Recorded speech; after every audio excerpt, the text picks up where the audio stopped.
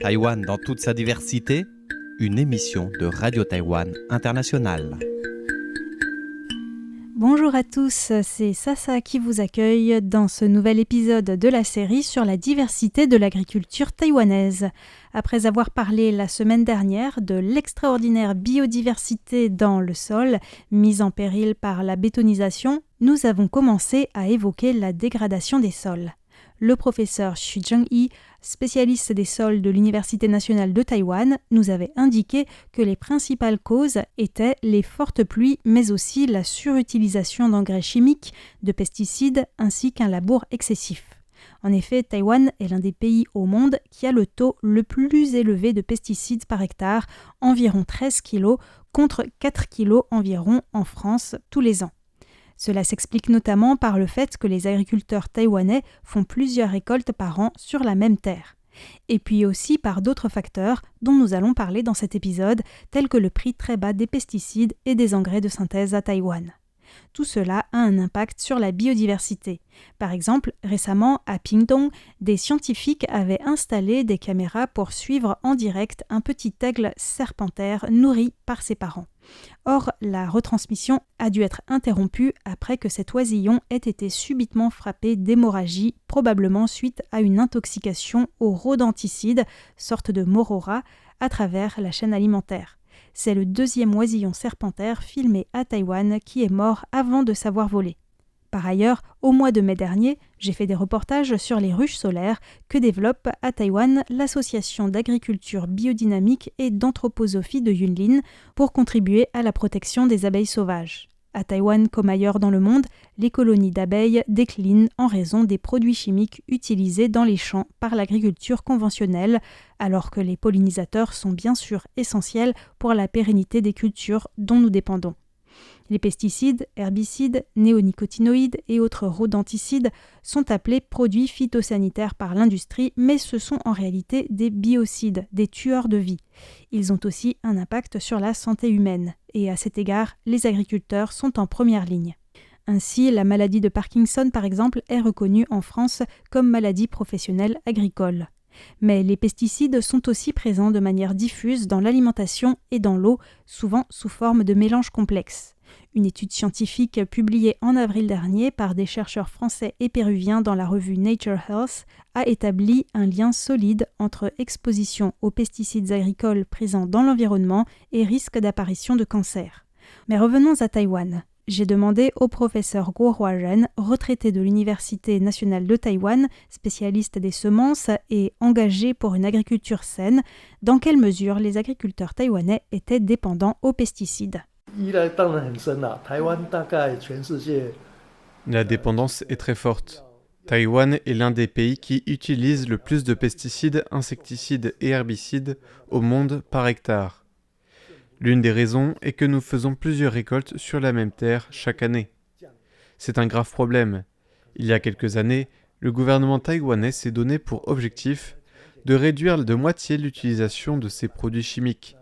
Mais il n'y parvient pas. C'est pareil en France, je crois. Donc le gouvernement a adopté une nouvelle approche. Essayer de réduire l'emploi des pesticides, insecticides et herbicides les plus toxiques en priorité. Pour creuser le sujet, j'ai aussi interviewé Chen Xingzong, surnommé Dr Soil, le docteur des sols. Sa spécialité ? Soigner les cultures qui poussent mal, mais à partir de l'observation du sol. Pour lui, la plupart des problèmes rencontrés par les agriculteurs viennent des sols qui sont dégradés à force d'épandre toutes sortes de biocides, mais aussi d'engrais de synthèse sur les champs et les rizières. Quand les agriculteurs sont confrontés à une culture qui ne pousse pas bien ou qui est touchée par une maladie, ils pensent que c'est un problème de manque de nutriments, donc ils augmentent la dose d'engrais. Mon point de vue est différent. Ma première hypothèse, c'est que quelque chose se passe sous terre, au niveau des racines par exemple. Pour une raison ou une autre, elles n'arrivent pas à descendre en profondeur. Ce n'est pas le genre de choses dont on peut facilement discuter au téléphone. Donc je me déplace aux quatre coins de Taïwan, dans les champs, pour creuser des trous et examiner les racines. Jusqu'où vont-elles ? Pourquoi ne descendent-elles pas plus bas ? C'est fatigant certes, mais en allant sur place, je peux comprendre beaucoup de choses tout en me faisant de nouveaux amis. Dr Soil cherche des réponses dans la terre. Cela fait 20 ans qu'il fait ça. Et depuis, il en a creusé des trous. Il en a vu des sols dégradés. Mais il sait bien que ce problème ne concerne pas que Taïwan, c'est un problème qui concerne quasiment tous les pays. Je vais vous raconter une histoire. La planète Terre a 4,6 milliards d'années. Mais le sol, tel que nous le connaissons, n'a que 500 millions d'années. S'il a pu se développer, c'est grâce aux micro-organismes, aux microbes, les premières formes de vie. Donc il ne faut pas oublier que si le sol est fertile, c'est grâce à la vie qu'il contient.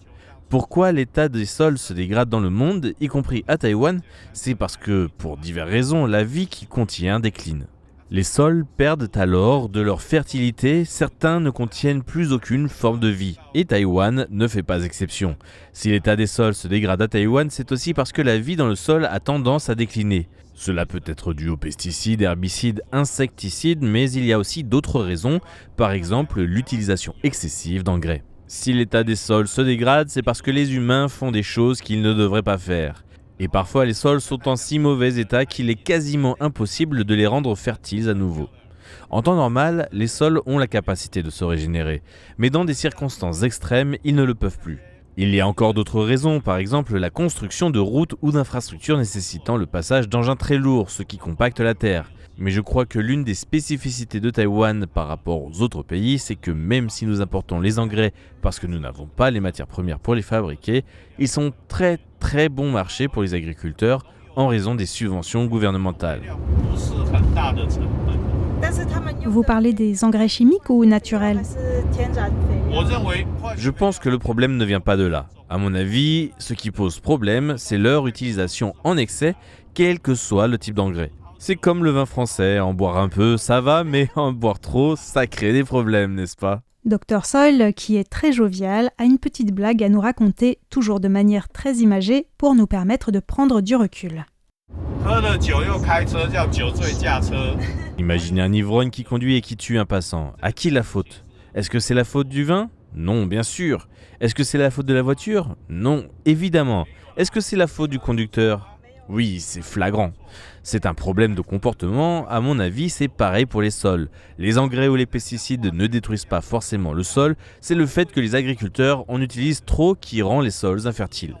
Mais à Taïwan, personne ne dira que ce sont les agriculteurs qui se trompent, car chaque agriculteur représente un bulletin de vote. Tout cela serait lié aux élections, j'ai du mal à comprendre. Si je suis le gouvernement et que vous êtes un agriculteur, imaginez que le prix des engrais augmente à cause de moi. Vous allez m'en vouloir, c'est sûr. Et du coup, vous n'allez plus voter pour moi. Comme les engrais de synthèse à Taïwan sont très bon marché, les agriculteurs en utilisent plus que de besoin. Et il suffit que l'un commence pour que les voisins se disent « moi aussi je vais faire pareil ». C'est un cercle vicieux. Le microbiologiste spécialiste des sols Marc-André Sellos confirme dans ses livres qu'apporter des engrais minéraux met en quelque sorte les plantes sous perfusion en fragilisant la relation mycorhizienne. La dépendance aux engrais chimiques fait perdre l'effet phytosanitaire des microbes et champignons. On compense alors par des traitements antimicrobiens et on entre dans une seconde dépendance. Le piège est alors de chercher à éviter tous les microbes en se privant aussi des plus favorables.